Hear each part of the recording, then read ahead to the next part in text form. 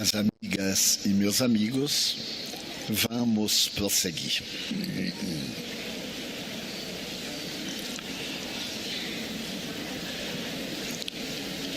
No primeiro módulo, referimos-nos à visão da vista dupla no aeroporto de Paris. Mais ou menos um ano antes, os espíritos benfeitores, em uma reunião no mundo espiritual, abordaram uma questão muito delicada.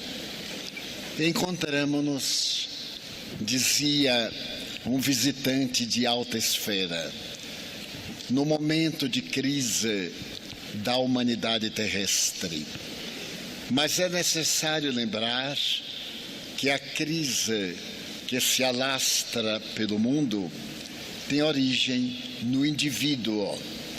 A criatura humana está em crise e, como é natural, essa crise individual, que é resultado do vazio existencial, expande-se, forma a crise familiar, a crise social, nacional, internacional. Há 280 anos, um filósofo inglês, Thomas Hardy, escreveu que a sociedade do seu tempo havia perdido o endereço de Deus. Parafraseando, diríamos que a sociedade contemporânea perdeu o endereço de si mesma, graças, de um lado, ao excesso de conforto para uns e à escassez quase absoluta de artigos de primeira necessidade para outros, produziu na sociedade um choque do indivíduo perante a consciência. E para fugir à consciência, substituiu por uma transferência de natureza psicológica. Procurar gozar para não se inteirar dos desafios humanos. O notável filósofo, teólogo e servidor humano, o Dr. Rey, afirmou com propriedade que os males que afligem a nossa sociedade são resultado de 3 elementos essenciais: o individualismo, o sexismo e o consumismo. Dessa mesma forma, o Dr. Rollo May aborda que o individualismo tornou-se o instrumento de defesa do indivíduo para sobreviver no caos dos relacionamentos humanos. A comunicação virtual aproximou-nos tecnicamente de estranhos e afastou-nos do nosso meio familiar, das nossas amizades.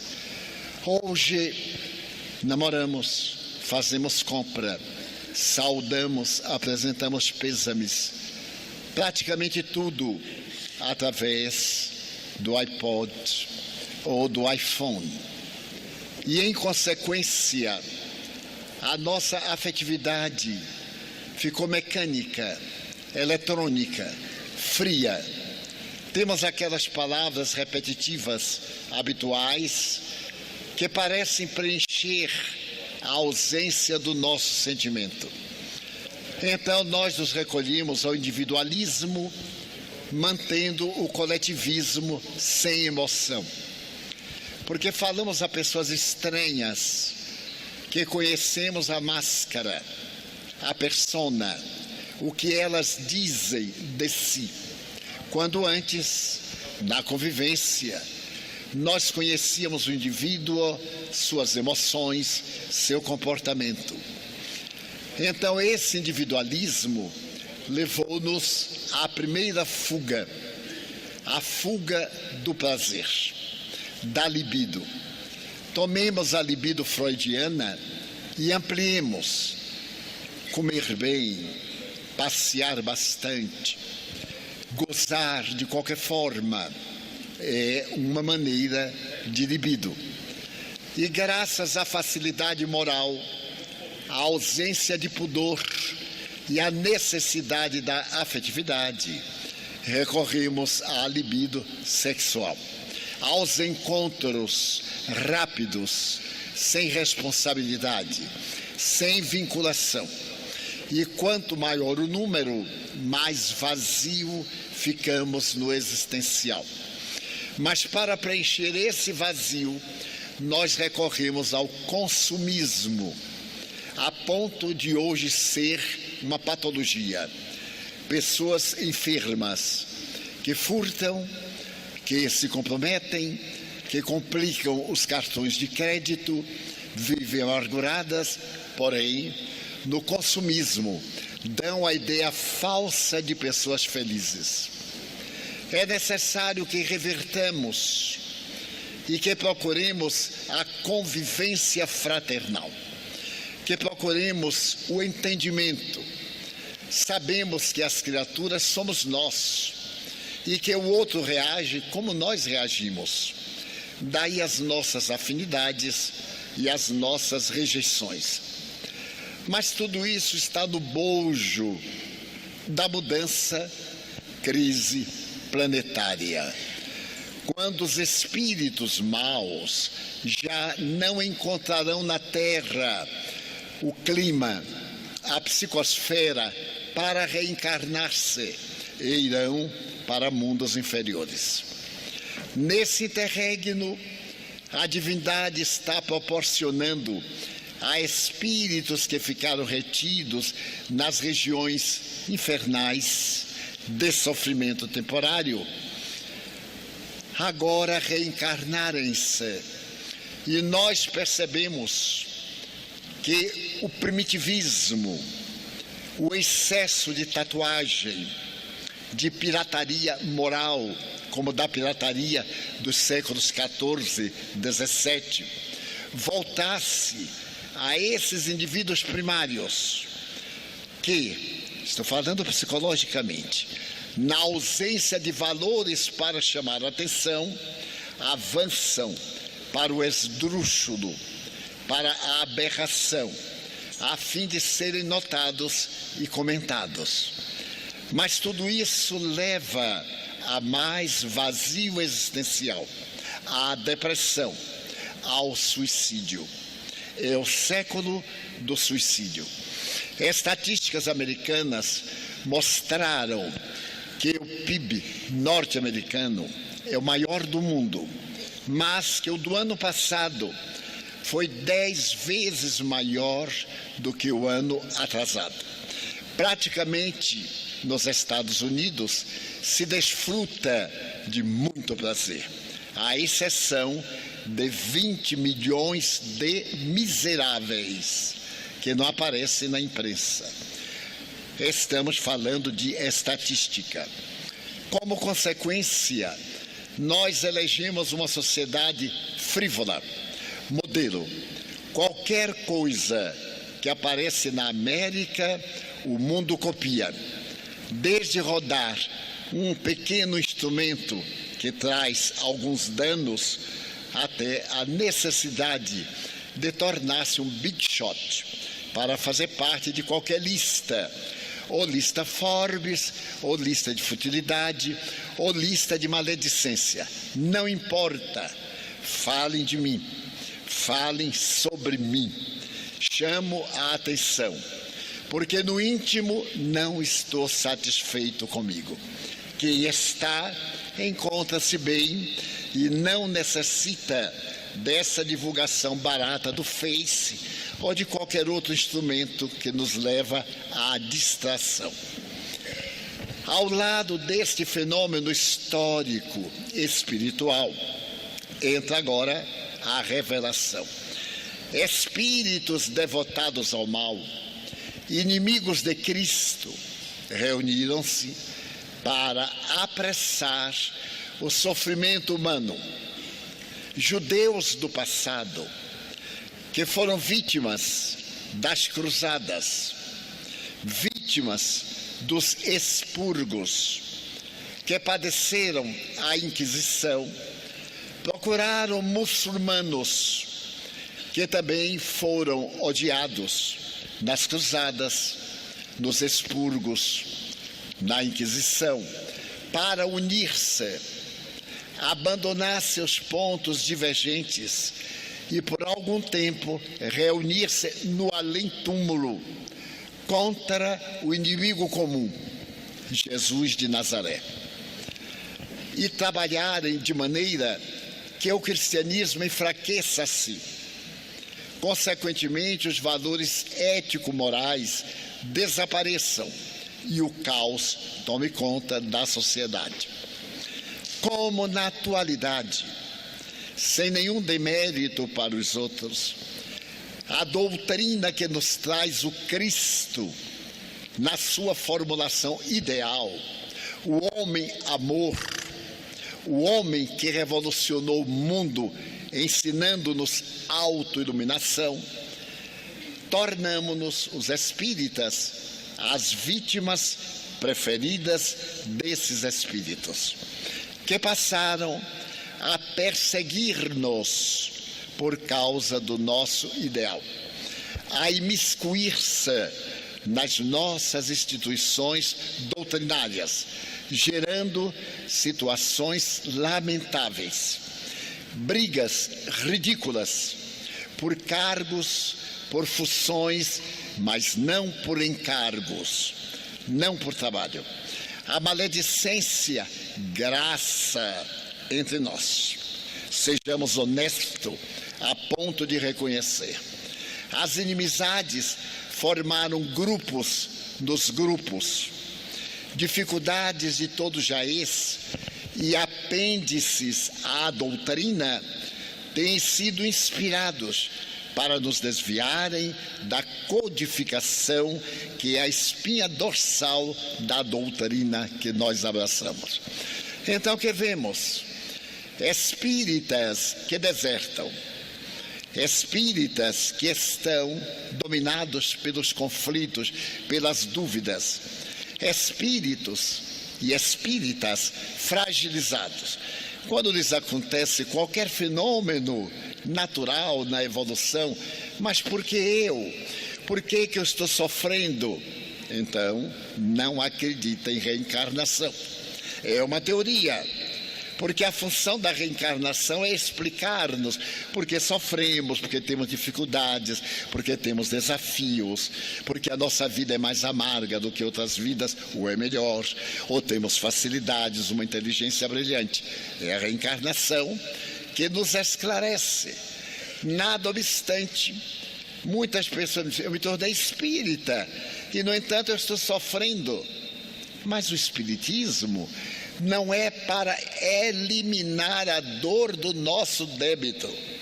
O espiritismo é para iluminar nossa alma, para não adquirirmos novos débitos e resgatarmos os velhos através do amor. Está havendo um enfoque totalmente oposto. Pessoas me dizem: mas Divaldo, eu sou bom, eu faço uma caridade e, no entanto, não estou conseguindo negócios. Eu digo: mas é a crise internacional. Ah, mas eu sou espírita. Então se conforme. Você sabe que vai passar. Você sabe que é um teste. As lições que nós vimos na doutrina são de consolo moral. Não são para nos dar a roupa da última grife, para nos colocar na classe executiva dos aviões. Daqui para Salvador, classe executiva que, graças a Deus, não tem. Então nós estamos com enfoque desvairado, inspirados por forças satanizantes. A sensualidade está cada vez mais devoradora. Perdemos o hábito de nos olhar como irmãos e nos olhamos como cupidos, desejosos, atormentados e pior. Em algumas casas nossas, onde deveria viger o respeito, a consideração, a estima. Alguns indivíduos psicopatas obsidiados utilizam-se do atendimento fraterno para seduzir pessoas vulneráveis, pessoas frágeis, para insinuar-se diante de pessoas agônicas, que nesse momento de dificuldade pega no mar do desespero qualquer tábua que lhe pareça de salvação. É necessário que alguém dê um alarme. É necessário que tenhamos a coragem de ver as nossas deficiências nas nossas casas. Não nos interessam como se comportam os outros religiosos. Interessa-nos como nos comportamos nós. As instituições estão lutando com dificuldades para achar passistas. E então as pessoas aprendem passe, aprendem jorê e outra coisa, e abrem uma clínica paga, porque o passe é gratuito. Vamos viver de outra forma, durante os dias para a grande noite, e durante a noite para o grande dia. As reuniões mediúnicas estão perdendo o ardor. As comunicações dolorosas dos sofredores que são trazidos estão sendo vítimas dos conflitos dos médiuns. 60% de animismo. Estou nisso há 84 anos. Posso avaliar, e qualquer pessoa de bom senso. Um espírito que se suicidou não vai incorporar em nenhum de nós dizendo: eu me suicidei, eu estava sentado no banco do jardim e aí eu me suicidei. Isso não é comunicação mediúnica, nem é narração. O suicida chega, suicida, desesperado, sem saber o que aconteceu, com as feridas da alma expostas. Ali é o hospital de emergência, que o dialogador vai com ternura, rapidez, para atender de emergência. Tenho ouvido doutrinadores demorarem 20, 40 minutos dizendo nada, mas exibindo loquaz, fazendo discurso: meu irmão, porque já ocorreu a desencarnação. O espírito sabe lá o que é desencarnação. Encontra-se no mundo astral, no mundo, quer dizer, sem nenhum toque. Quando a empresa chega e diz assim: ah, meu irmão, eu posso imaginar o que você está sofrendo, mas vamos pensar em Deus, vamos mudar de província.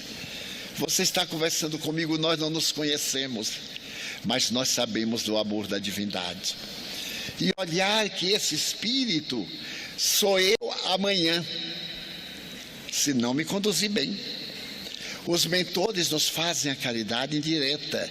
Olhe bem o que está lhe esperando, na dor de quem chega. Então é necessário que neste momento de crise não permitamos que as crises morais asfixiem as nossas instituições. Algumas delas montam o serviço social, muito bom, a caridade, e esquecem da maior caridade, que é dignificar o indivíduo.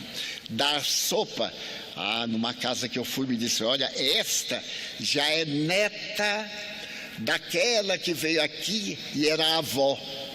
Eu perguntei: como é que você conseguiu manter na miséria 3 gerações? Como é que conseguiu? A nossa função é dar cidadania, é dignificar, é dar a sopa de emergência.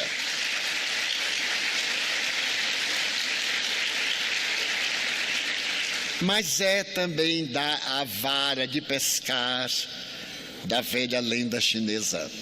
Dar o pão, mas ensinar a plantar o trigo. acordar a pessoa, porque se nós podemos trabalhar o dia inteiro e à noite, a hora do cansaço e do sono, irmos visitar a dor e socorrer, vamos dizer também ao doente: levante um pouco, faça algo. Não é essa peninha do coitadinho, isto é pieguismo. O Espiritismo dignifica, é dizermos também ao doente: você está em processo de reparação, porque em vida anterior, mas eu não acredito nisso. Mas acredita na comida que eu lhe trago, não é? Então eu vou lhe explicar, mesmo que você não acredite. E termos muito cuidado com o lado sexual e as simpatias. Nada de encontrar alma gêmea depois de casado. Se encontrar, a alma chegou tarde. Ou divorcie-se.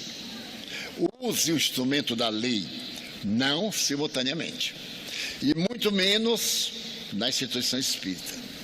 E muito menos se é o guia que se apaixona pela cliente e que vai usar a cliente materialmente, porque há de tudo em nosso movimento. Devemos ter a coragem de reconhecer que, sendo barro, criaturas humanas, temos os mesmos erros do nosso próximo. A diferença do rótulo não modifica o produto. É necessário que ser espírita é lutar contra as más inclinações. Que nós venhamos a simpatizar uma com o outro, a outra com um, é natural. Mas também de sublimar, de facilitar, de transformar em amigo. Pode haver nada mais precioso do que um amigo para a hora da nossa dor. É melhor do que um amante. Porque o amante, passado o momento em que extua o prazer, volta a indiferença, o cansaço, o tédio, a variação. Mas o amigo é sempre. Então transformemos os ditos amores e paixões em leal fraternidade. Vou dizer algo bastante forte. Qual teria sido a impressão de Maria de Madalena quando viu Jesus a primeira vez? Ela era uma meretriz, não sentia nada. Era sua máquina de costura, era o corpo. Ela ganhava o dinheiro e até logo.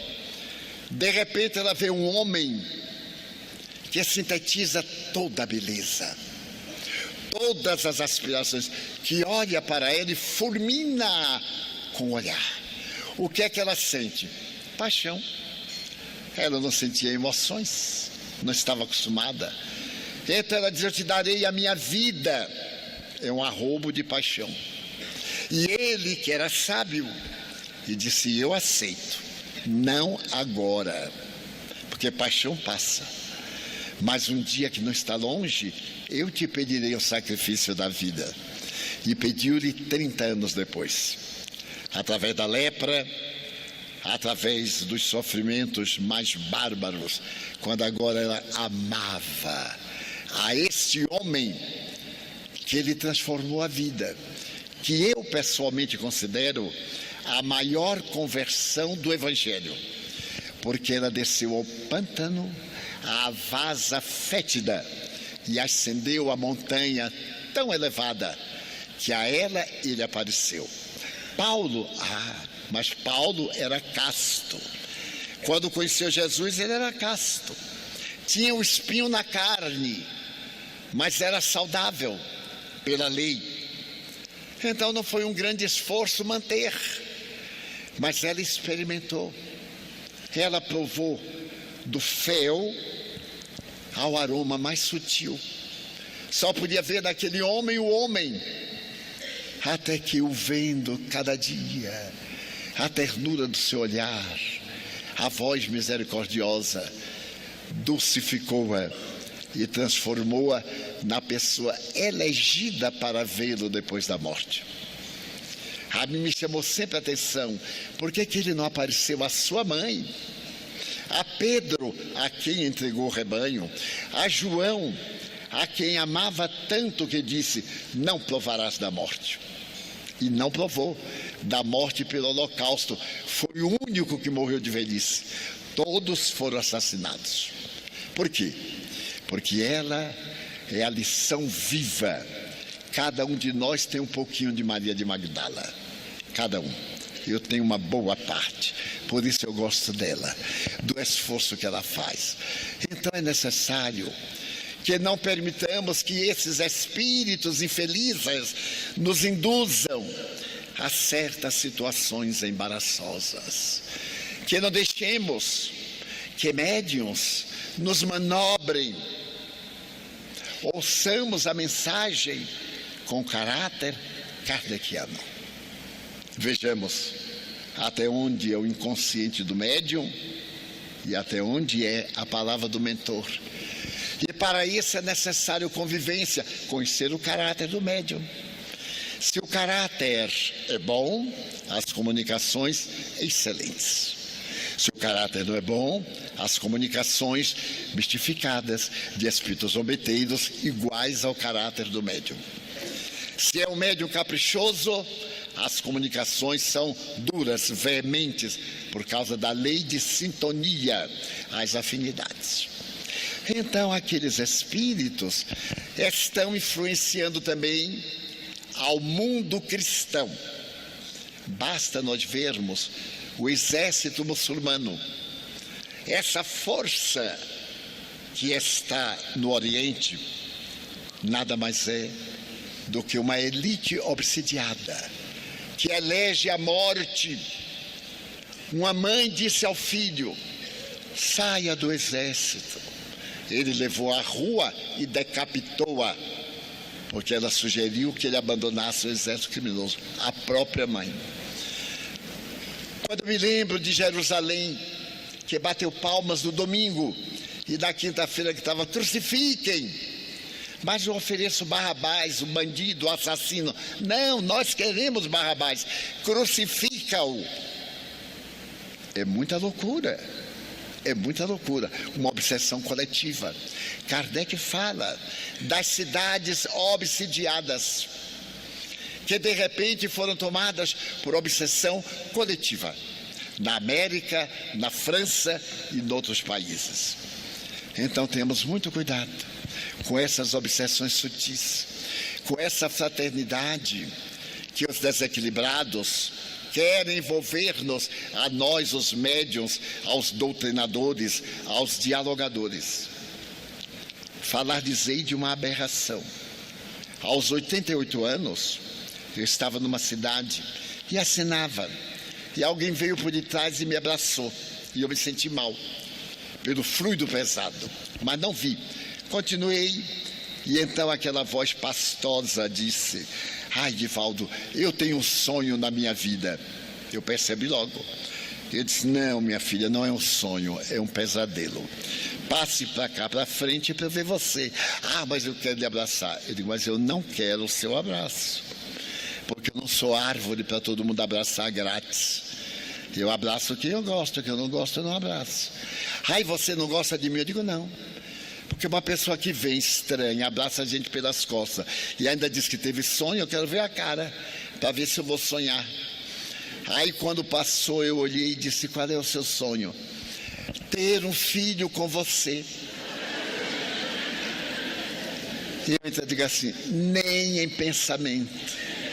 Nós já morremos, minha filha.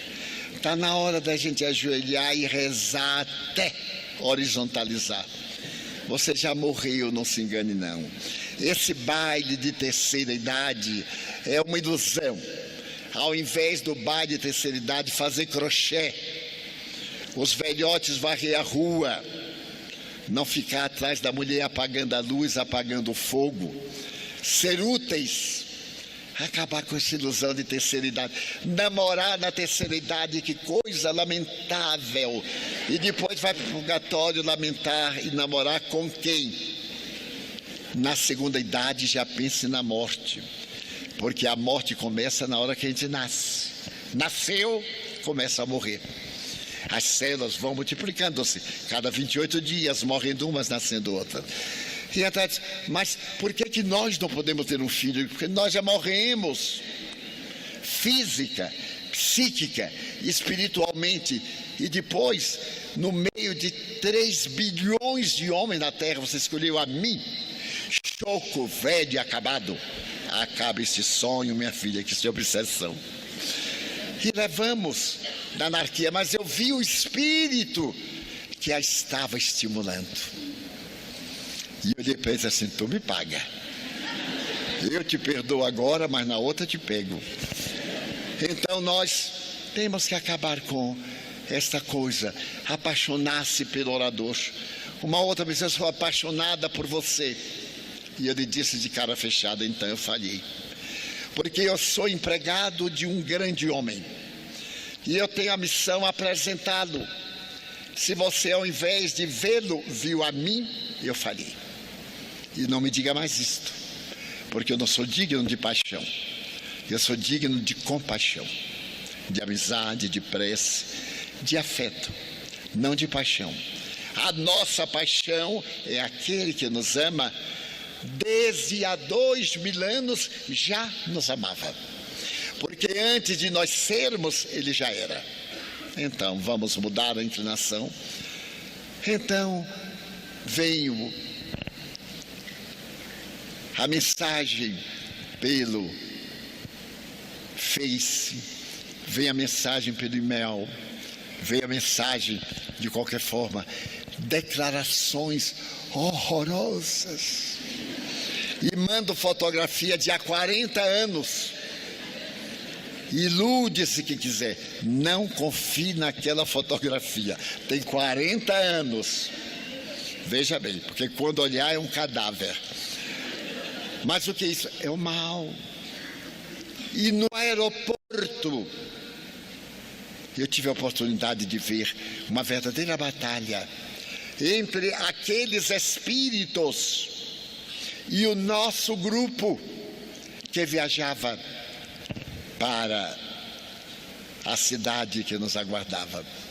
Aconteceram-nos todas as coisas difíceis de acontecer. Nós éramos um grupo de 10. Vimos no automóvel de um amigo, furou o pneu. Aguardamos a mudança, porque eu sou mineiro, vou viajar amanhã e eu chego hoje às 6 da tarde, para não atrasar.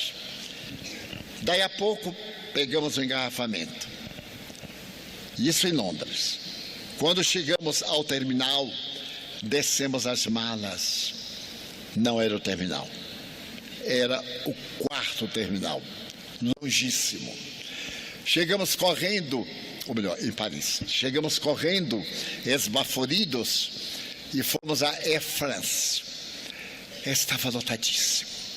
Pegamos o funcionário daqueles de má vontade, que fazia tudo bem devagar, e nós éramos 10. Um de nós notou que estava sem o passaporte. Telefonou para o hotel. Não conseguiu. Não pôde viajar. Voltou no hotel 4 estrelas em Paris. O seu passaporte foi furtado por um funcionário, porque ele ameaçou ir à sûreté, a polícia, denunciar um hotel de 4 estrelas, e aí passou tudo que estava gravado, e estava lá o funcionário que deveria ser julgado pelo Dr. Moro.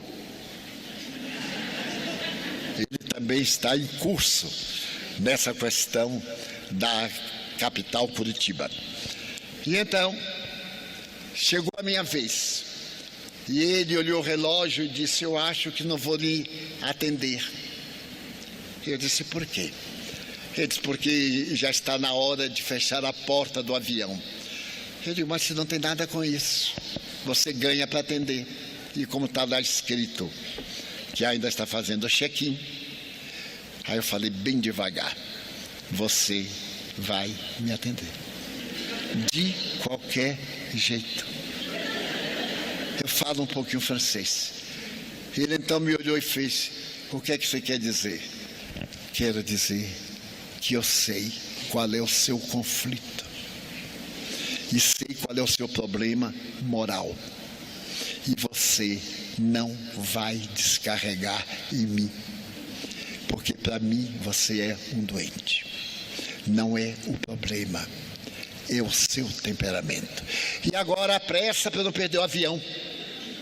Ele tomou um susto tão grande, falando fino, requebrando para lá, requebrando para cá. Eu digo, e rápido, pega a minha mala, que eu não posso carregar peso.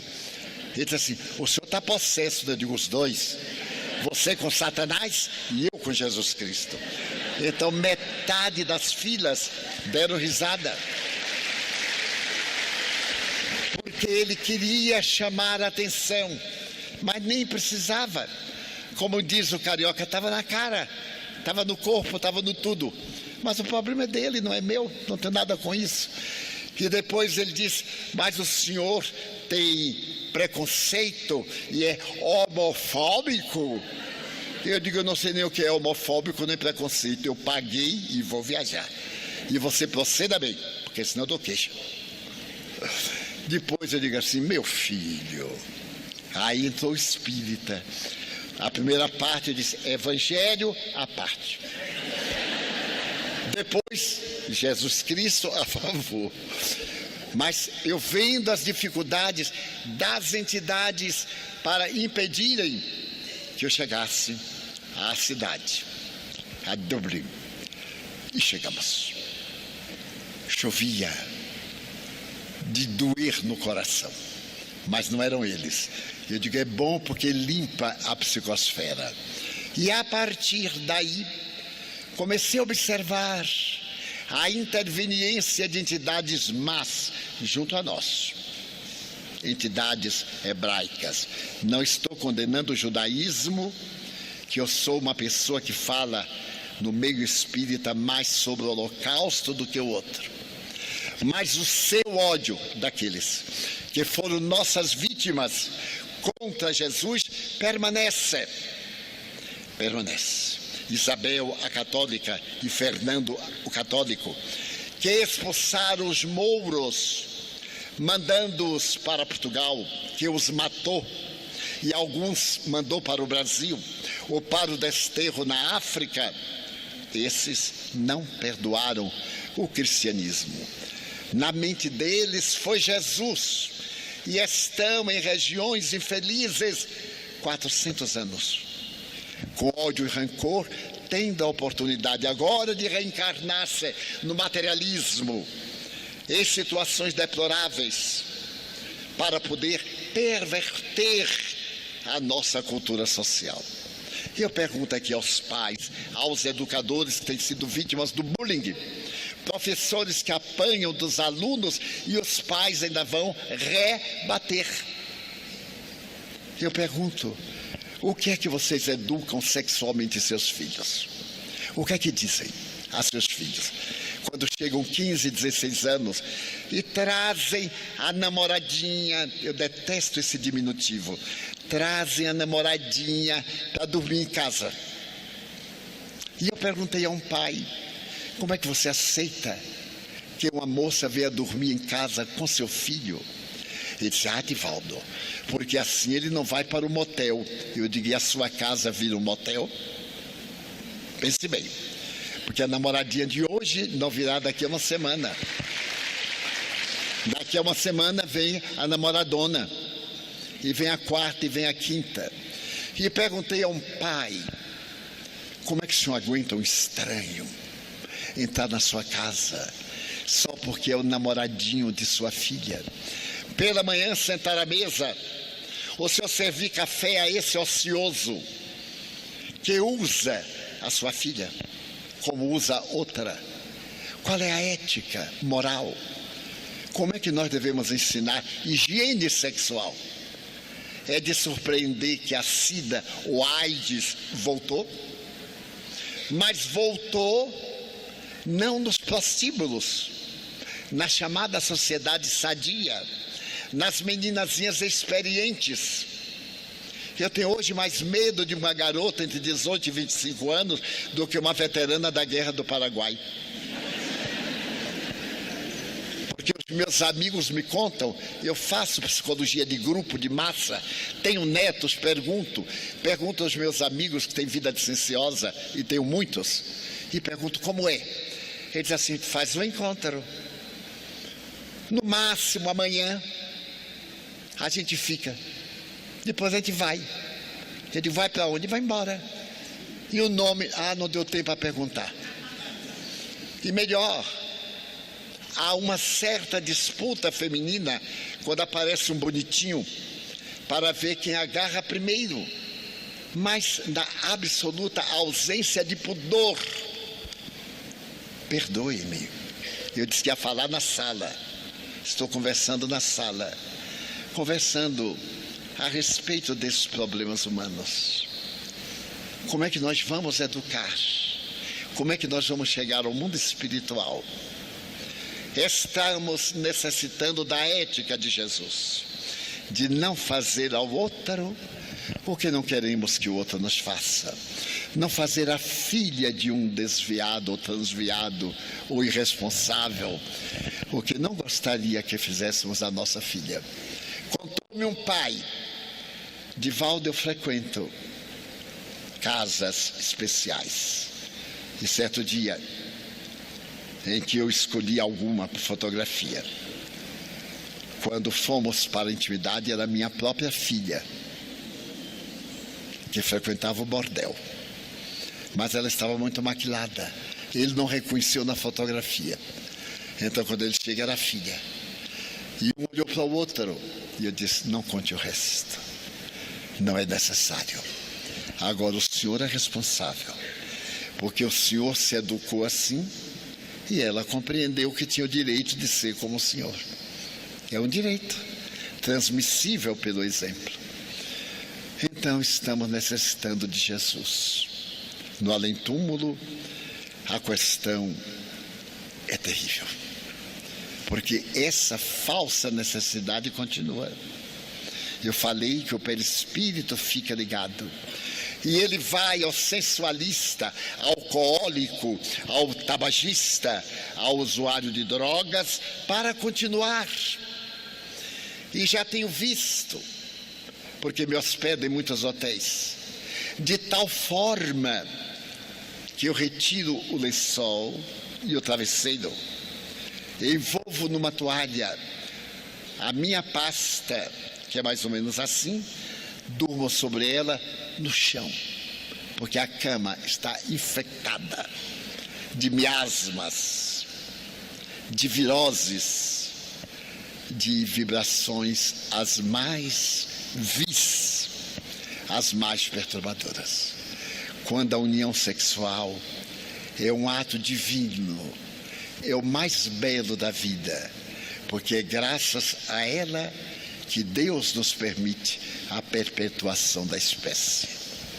Amemos, unamo-nos, porém respeitemo-nos, porque esse aparelho delicado, eletrônico, facilmente degenera.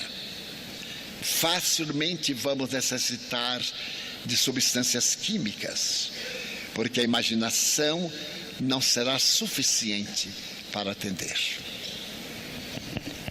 E lhes falo com a alma, com o coração, porque eu os vejo.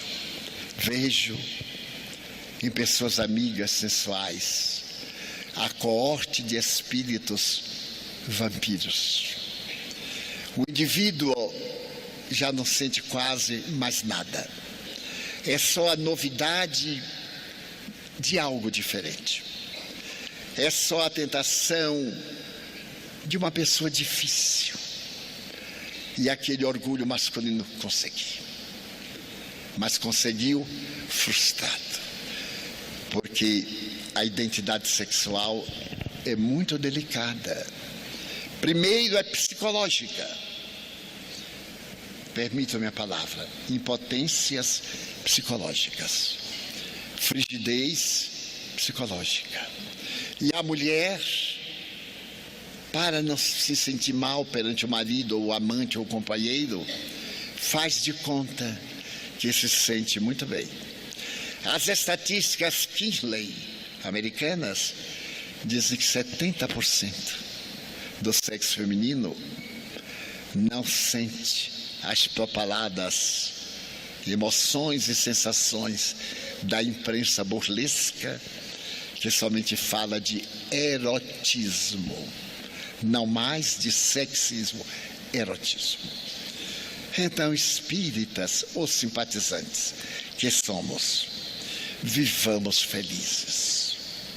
Encontremos a alegria de viver aqui, neste mundo denso, para irmos ao mundo sutil, igualmente leves, sem tormentos, sem buscas, sem desesperos, porque o reino de Deus começa aqui na terra.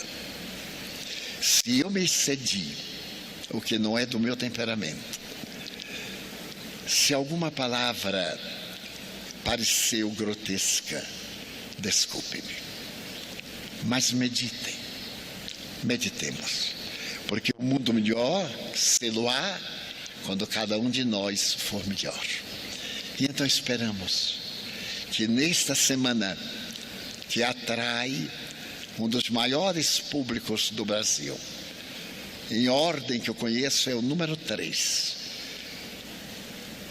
é a Conferência de Curitiba, é a Cimesp do Recife, é a Semana Espírita de Vitória da Conquista, que eu venho há 62 anos, sem parar.